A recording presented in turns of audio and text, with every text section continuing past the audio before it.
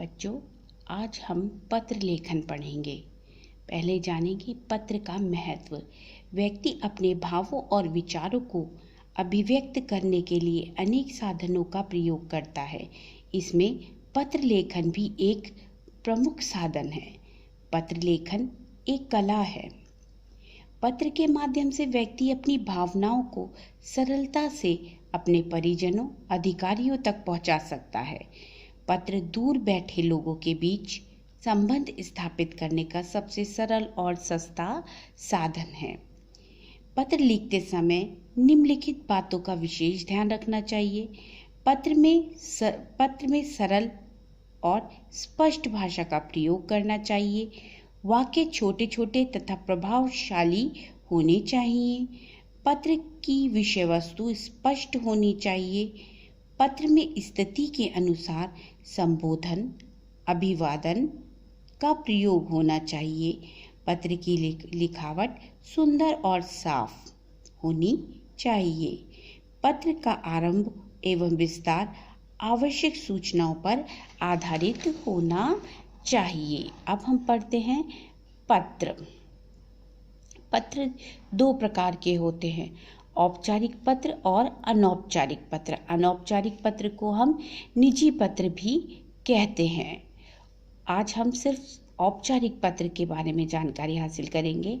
औपचारिक पत्र को 3 भागों में वर्गीकृत किया गया है। पहला प्रार्थना पत्र, दूसरा कार्यालय पत्र, तीसरा व्यावसायिक पत्र।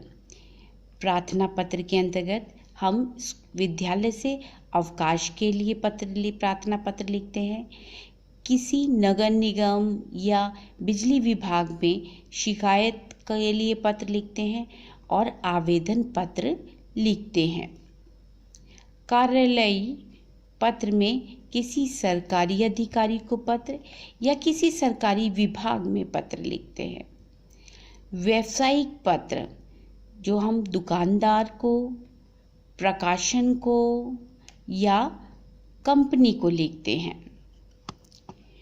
पत्र के 8 अंग होते हैं, जैसे स्थान एवं स्थिति, संबोधन, अभिवादन, विषय वस्तु, समाप्ति, हस्ताक्षर, पूर्व शब्दावली, हस्ताक्षर, पता। आगे देखिए। औपचारिक पत्र का प्रारूप। संबोधन। पत्र आरंभ करते समय सर्वप्रथम हम संबोधन लिखते हैं। जिसको हम पत्र लिखते हैं उसे सेवा में। पद का नाम। जिस भी व्यक्ति को हम पत्र लिख रहे हैं उसका नाम लिखेंगे। जैसे विद्यालय में लिख रहे हैं प्रधानाचार्य महोदय या प्रधानाचार्य जी, या किसी अधिकारी को लिख रहे हैं, किसी संपादक को लिख रहे हैं, किसी अध्यक्ष को लिख रहे हैं, उसका पूरा पता। कार्यालय का पता। अब हम कार्यालय का पता लिखेंगे। अगर हम पत्र विद्यालय के लिए लिख रहे हैं तो स्कूल का पता लिखेंगे। नगर निगम के लिए लिख रहे हैं किसी शिकायत के लिए तो वहाँ का, अन्यथा जिस कार्यालय या जिस ऑफिस में आप शिकायत या पत्र लिख रहे हैं जिसके लिए, उसका पता यहाँ पर आएगा। उसके बाद आता है स्थान। पते के अंदर ही स्थान आएगा, शहर का नाम और पिन कोड। तिथि में दिन और वर्ष नंबर में आएंगे और महीना देवनागरी लिपि में, जैसे 21 फरवरी 2020। यहाँ फरवरी देवनागरी लिपि में लिखा गया है। उसके बाद हम क्या लिखेंगे? विषय। पत्र किसके लिए लिखा जा रहा है, क्या विषय है? आपने विद्यालय से छुट्टी के लिए पत्र लिखा है या किसी सरकारी कार्यालय में आपने शिकायती पत्र लिखा है, उसका विषय लिखा जाता है। विषय बहुत कम शब्दों में लिखा जाता है परंतु स्पष्ट लिखा जाता है। संबोधन। कि जिस भी अधिकारी को आप पत्र लिख रहे हैं उसको आप संबोधन देंगे। पुरुष है तो महोदय और महिला है तो महोदया या मान्यवर। विषय वस्तु जिसे हम सब्जेक्ट बोलते हैं, या पहला अनुच्छेद। जब हम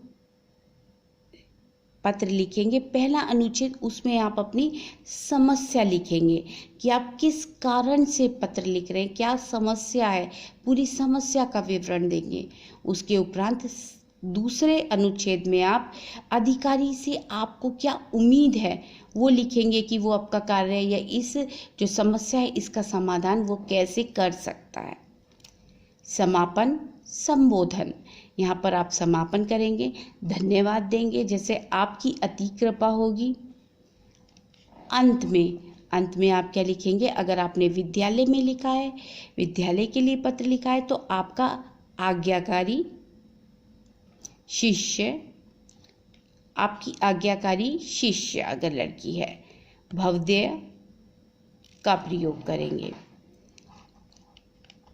अगर आपने पत्र विद्यालय के लिए लिखा है, प्रधानाचार्य को किसी भी संबंध में पत्र लिखा है, उसमें आप अपना कक्षा डालेंगे कि आप कक्षा 6 में है कि कक्षा 7 में है।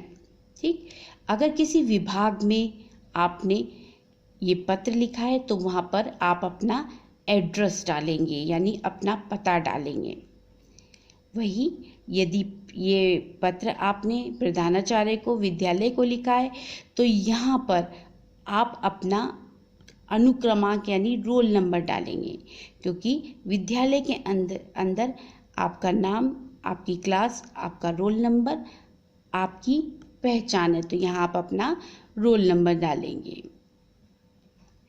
ये हमने अभी पढ़ा औपचारिक पत्र का प्रारूप। अब आप इस प्रारूप को ध्यान में रखते हुए पत्र लिखने का अभ्यास करेंगे।